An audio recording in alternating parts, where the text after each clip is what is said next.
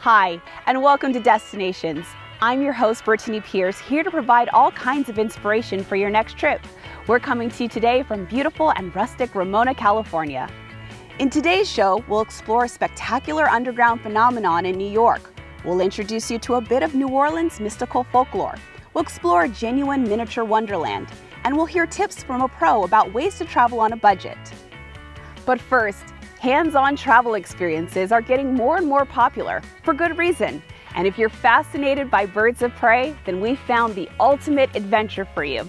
Total Raptor Experience here in Ramona is just that, the total experience, getting up close and personal with these magnificent birds, and so much more.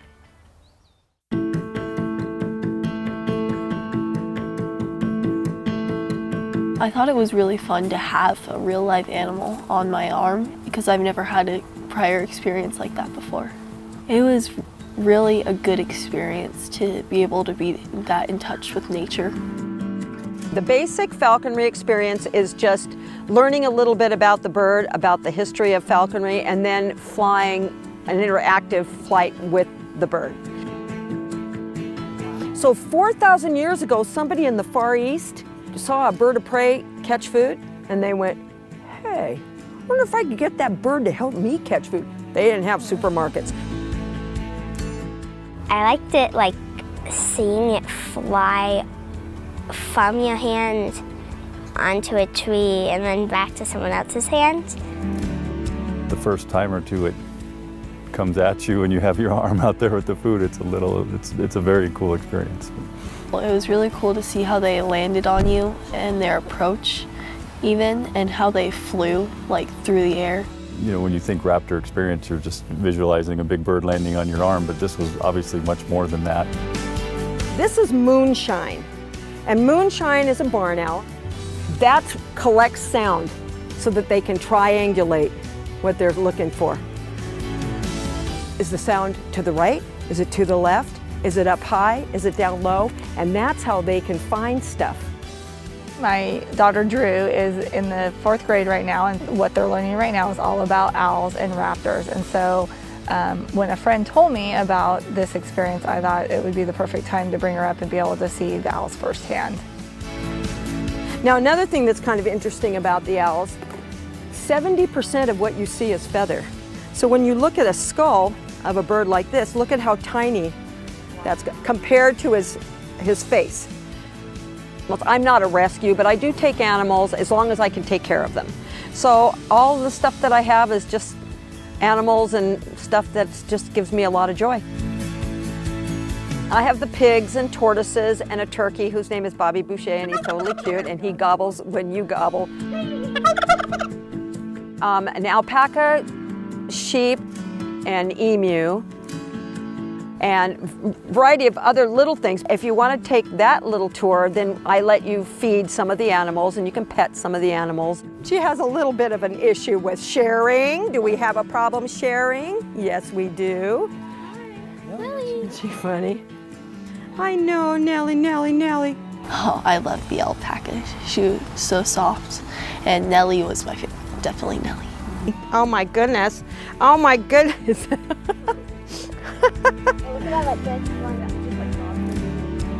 And then we were able to feed strawberries to the tortoises and to the pot-bellied pigs, which was a whole nother adventure as well. So just a lot of different little experiences along the way that made it really fun. Understanding conservation and preservation, and that we all kind of coexist in this world together. Does the bird mean more to you than he did half an hour ago?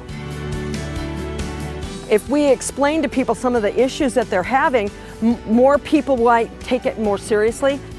As Terry said, is so important because being able to touch and have that animal right on your arm is a lot more touching and meaningful than just being able to see the animal, and provides you with experience about why this would be vital for their protection. Oh, Terry is awesome. She's quite the character. When you see her interact with the animals, you really understand how much she cares for and loves these animals. It comes across. I think this is just one of those hidden gems that's a great experience, not only for adults, children, just in a good way for a family to get out and enjoy what San Diego has to offer. you know, just walking around and seeing the animals and interacting with the animals, you know. Put your phone away and just enjoy life a little bit. It feels good and it makes me laugh, and anything that can make you laugh is a keeper.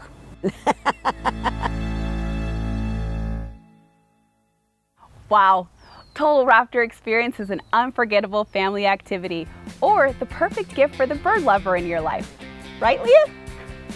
When we return, we'll take you to the New York Underground, and it's probably not what you're thinking. Stay right there.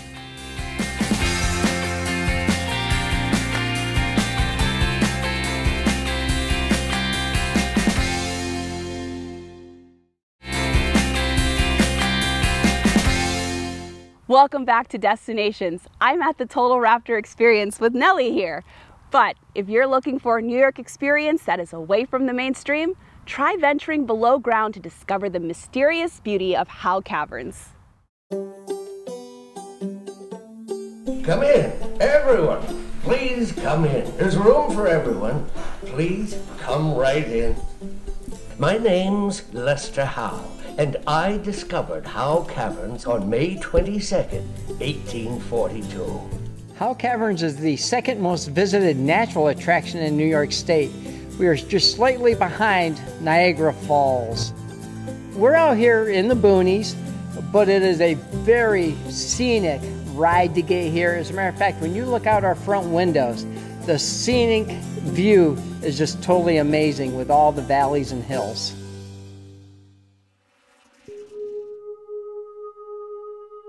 When you round the corner out of the elevators, you'll start to hear the river Styx. Eventually, that starts to quiet down as the stream widens, and then all of a sudden you can hear the drips coming from the ceiling and hitting the rocks. It's very peaceful down there, to be honest with you. We don't know how old the cave actually is. The estimates are between 65,000 years to 10 million years old. We have the three basic types of calcite formations: stalactites that hold tight to the ceiling, stalagmites growing upwards, and then we have flow stones surrounding the walls. Now, calcite in its purest form is a milky white. However, if that water dripping through the layers of limestone picked up minerals along the way, it actually changes the color of the calcite. For example, we have some red down there from iron, some yellowish orange from sulfur, some black from magnesium, and gray from aluminum salts. Of course, our most popular tour is our traditional tour.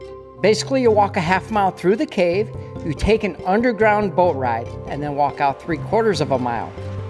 We can put about 18 adults in there, making the boat weigh about 2 tons, and us guides get the pleasure of pushing these by hand. And then on the way back out of the boat ride, you're actually seeing the bridal altar, where we've had over 700 weddings done down there.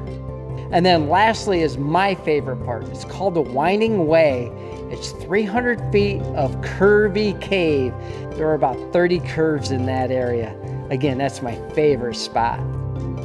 We have 2 spelunking tours here on property. The one that is open year-round is called the Adventure Tour, where we suit you up in rubber boots, knee pads, a Tyvek suit, rubber gloves, a helmet with a light on so you can definitely see where you're going. And then we start off with a 12-foot crawl on your hands and knees through an opening not much wider than my shoulder. Lester Howe called it the Devil's Gangway. By reservations only, you can do a lantern tour.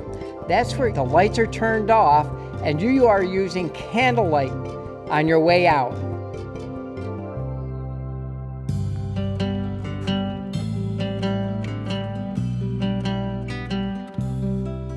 Every time I go down into the cave, I always see something different that I haven't seen for 37 years. So it is definitely worth the visit. If you've never seen Mother Nature in its finest, this is the place to come. Incredible. Howe Caverns offers tours year-round since it is always 52 degrees in the caves.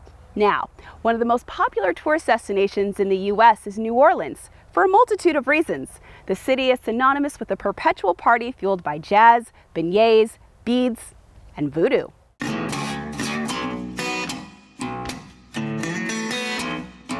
People come to New Orleans because New Orleans is one of the oldest cities in the world, and they come here for voodoo.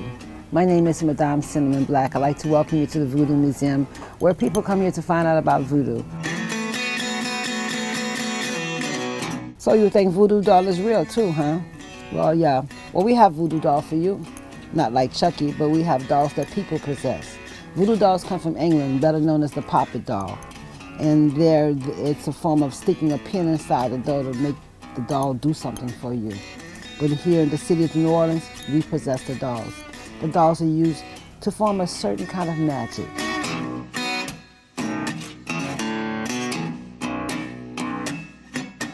There are so many true things said about New Orleans, but the true stories about Marie Laveau, there are so many.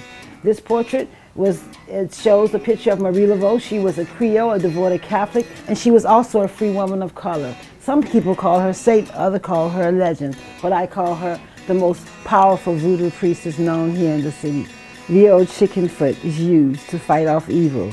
They say you place this out in someone's home, own someone's car who take your parking space, or even in your business to fight away evil. Inside the museum, you'll notice there's a voodoo journey.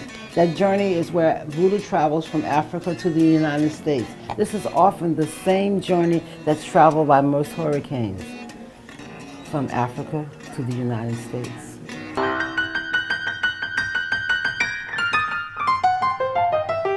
This particular display that we have here represents Saint Expedite. Saint Expedite is a spirit that stands at the gateway of the cemetery.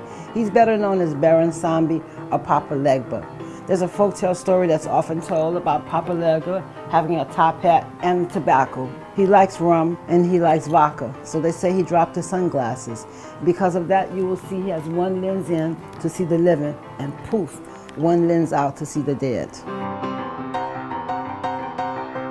This is one of the main altars that you would normally see inside the homes of Louisiana. They'll have a Bible. They'll have things that belong to their ancestors, and you'll normally see Catholic saints. Often when you ask the ancestors of a favor, you would go to the grave and pay them back by cleaning the grave, by wiping off the slate, by sitting down talking to Uncle Joe and maybe having a drink with him. Voodoo is in the city of New Orleans. Yes, it is. It's inside the food, the music, and the drinks. So if you come to our city and you have something to eat or drink, the voodoo's already got you. We're here located in the heart of the French Quarters at 724 Dumaine Street, New Orleans, Louisiana. My name is Madame Cinnamon Black. Thank you.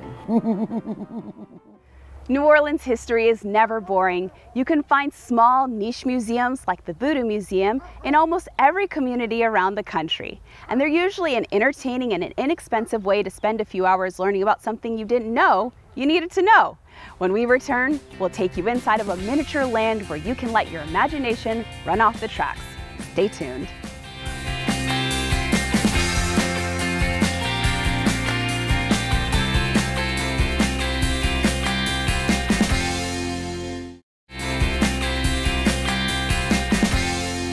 Welcome back to Destinations. There are few things that grab a child's attention, like a model train. And if you've ever put a toy train around the Christmas tree or tried to set up a model train layout in the garage, the San Diego Model Railroad Museum will inspire the whole family. Ooh,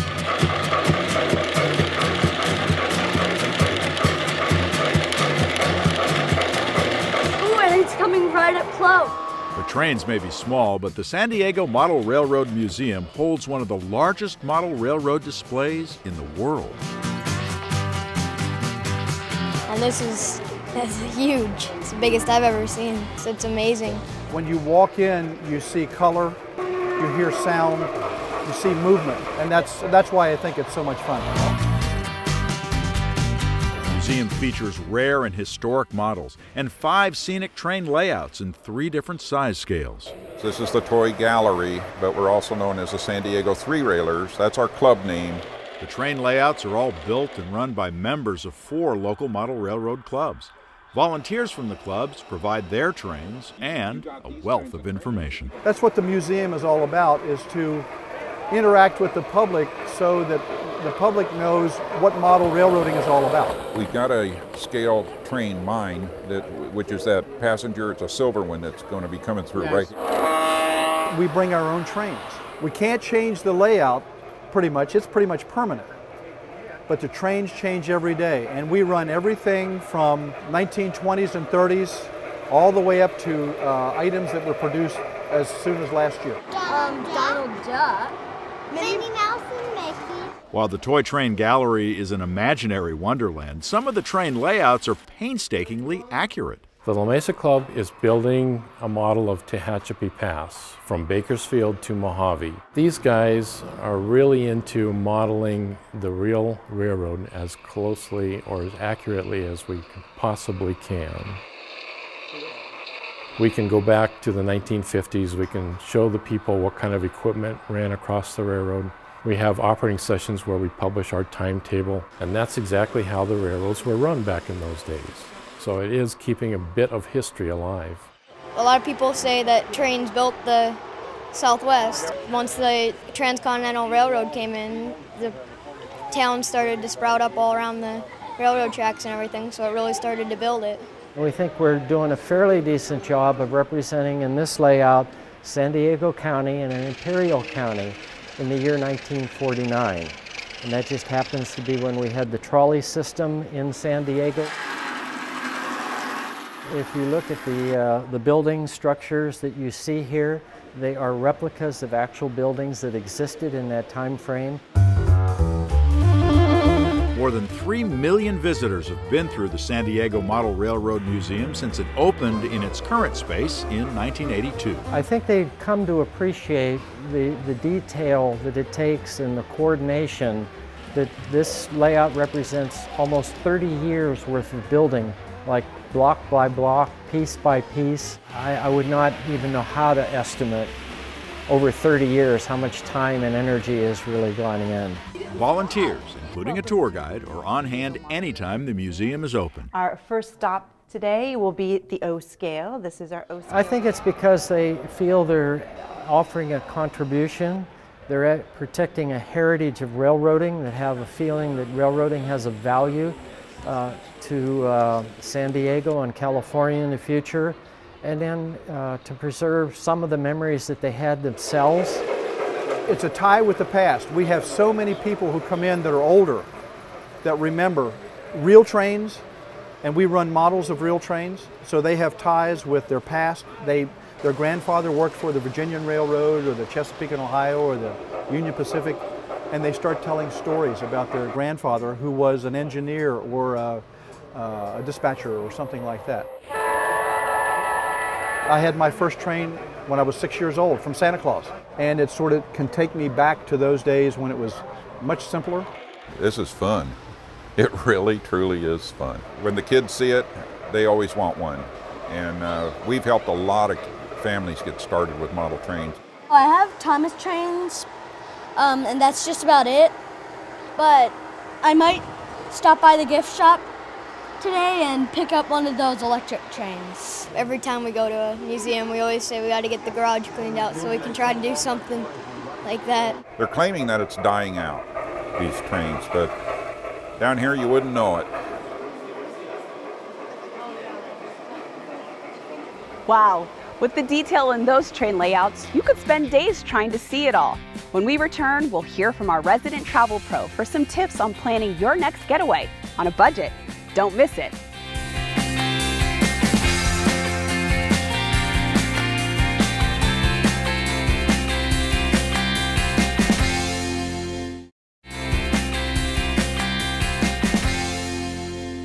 Welcome back.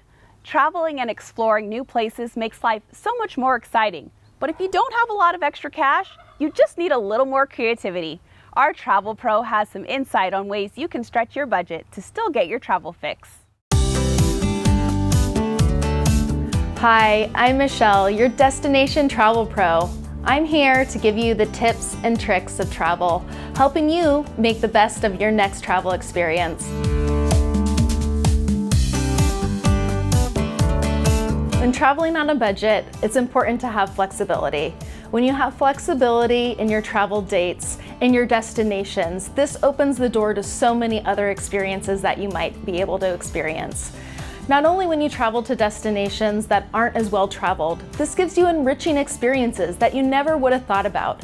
You could connect with locals more and have that really memorable experience that you never really would have dreamt about. Another thing to keep in mind is checking your credit card or your rewards points. These are great ways that you could utilize your points or your miles that you accumulated over the course of the year to use towards your travel plans. One thing to keep in mind is if a deal seems too good to be true, it likely is. Remember, this is your valuable time. So what is the cost of the savings versus the experience? That's a great question to ask yourself when you're thinking about your travels. When you're planning on a budget, keep in mind you want to have flexibility or you want to be planning in advance. Utilize reward travel and things of that sort that you have available. Also, keep in mind destinations and experiences that you wouldn't normally think about. And also, travel in the off-season. This is a great way to get great deals. Some good advice there from Michelle, who is offering a special deal to Destinations viewers. Use the promo code DESTINATIONS when you book your next trip with Just Escape Travel and take $200 off the price of your next vacation. That will definitely help out your budget. Well, that's all we have for you today. A big thanks to Total Raptor Experience and Henson for hosting us. To keep up with everything happening here at Destinations, you can follow us on Twitter and Instagram. And don't forget to subscribe to our YouTube channel to see this and all of our shows. I hope we've inspired you to start planning your next trip or just go exploring in your own backyard. Thanks for watching. I'm Brittany Pierce, and I hope to see you next time on Destinations. Hey, Henson! You did so good.